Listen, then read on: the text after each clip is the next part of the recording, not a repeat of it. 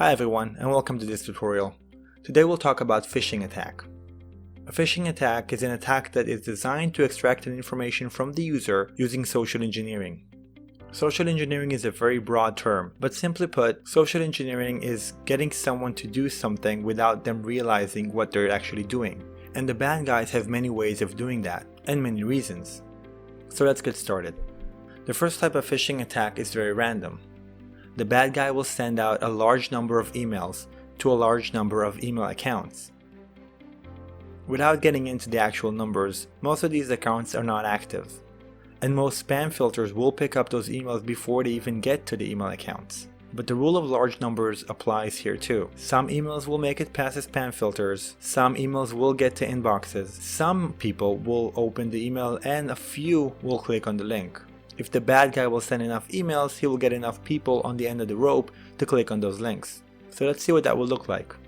In a generic phishing attack, the bad guy doesn't really know who he's sending the email to. So he's gonna choose a very generic message to get you to click on the link. Once you open the email, you will get some sort of message that is asking you to do something quickly and without thinking too much. It could try to create a sense of urgency. This is your boss. This is very important. I'm not paying for this. Something to get you interested in clicking as soon as possible. It could also simply beg you to do something.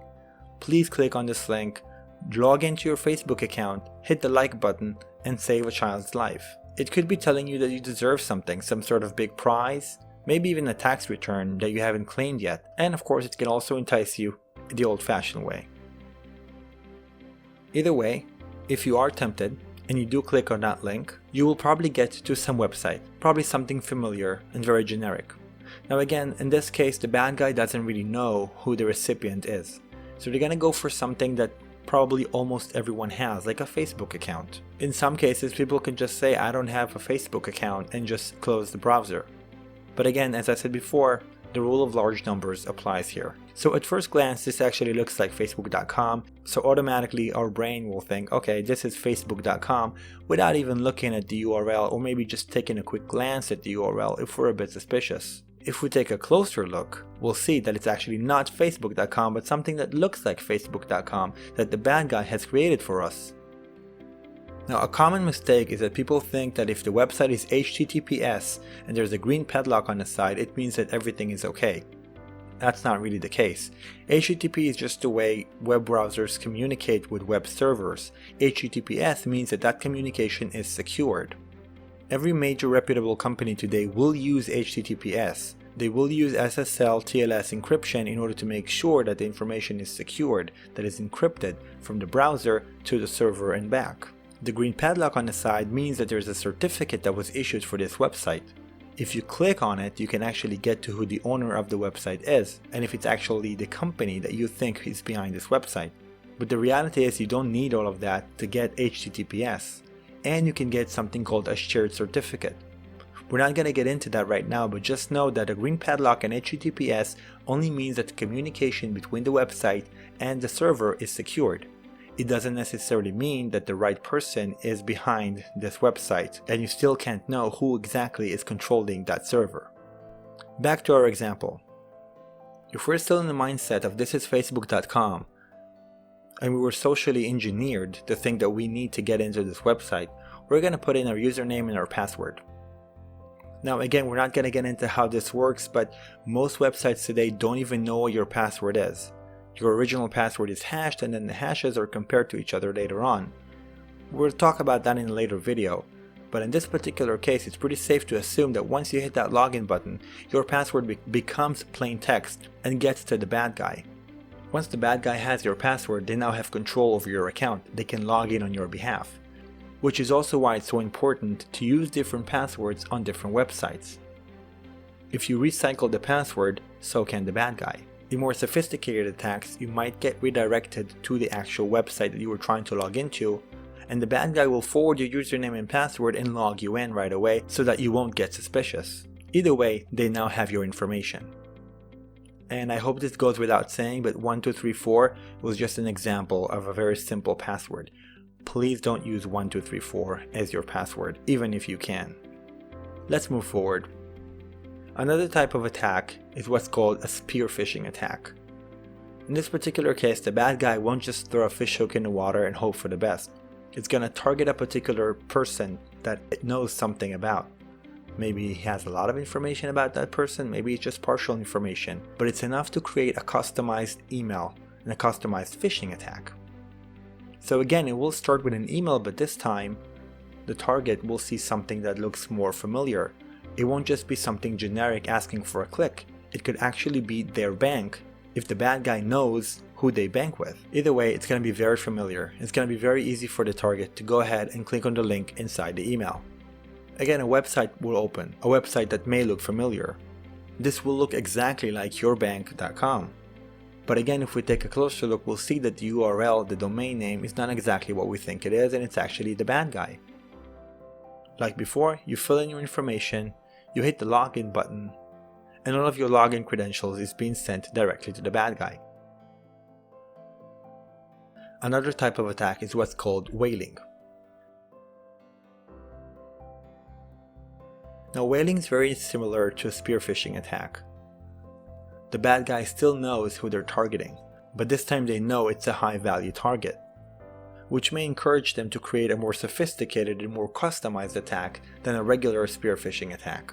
Just like before, it starts off with an email. It can also lead a certain person to their bank account, but in this case it could be a CFO or a CEO. And when they click on that link, they will be forwarded not just to a regular bank account, but the corporate account, which of course makes the credentials much more valuable. Again, at first glance, it looks like the right bank, but at second glance, we can see that it's not. They put in the information, hit the login button, and that's it. All of the information will be sent to the bad guy.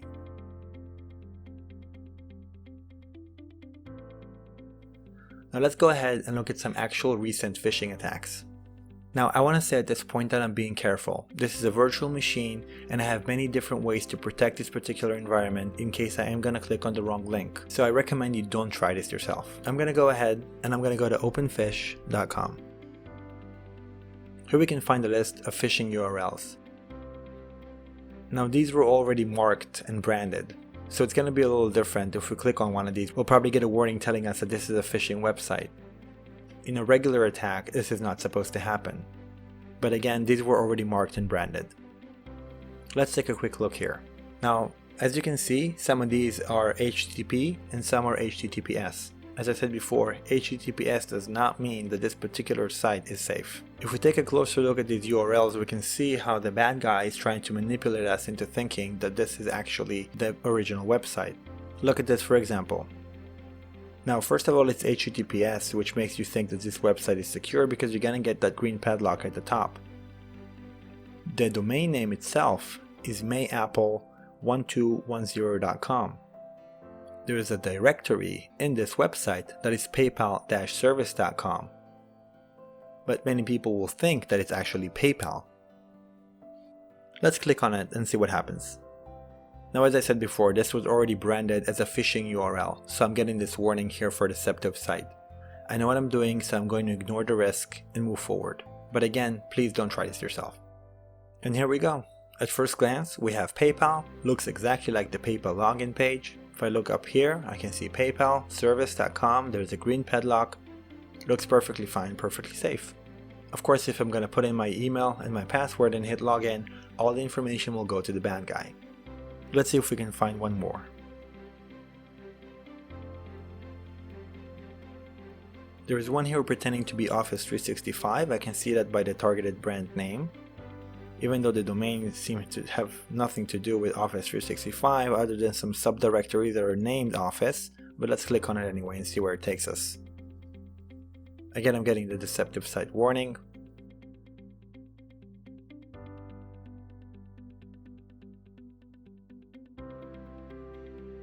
Looks exactly like Office 365 login page. I can put here my email address.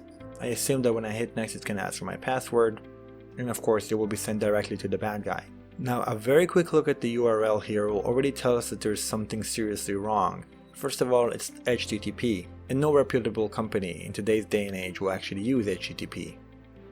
Now it could be that this sashimicomic.com is actually similar to some sort of company that is working with 365, and this was a part of a spear phishing attack. And if I work for a company that looks like sashimicomic.com or sound like sashimicomic.com, I might think that this is actually associated with my company. So I won't be suspicious, and I'm going to put in my information. Okay, so that's about it. Now, we haven't really discussed how to avoid phishing attacks, but I think that now that you know how a phishing attack works, you will probably know how to watch out for one. At the end of the day, you are the last line of defense. There are many security products in place to keep phishing attacks from even landing in your inbox. But the reality is that they don't work 100%. At the end of the day, the bad guy still needs you to click on that link and fill in your information. So please be careful and think twice about what you click on. That's it for now. I'll see you in the next video. Hey, if you like this video, please subscribe to the channel and hit the like button for this video. Also hit the bell icon so you can get notifications about our new videos just as they come out.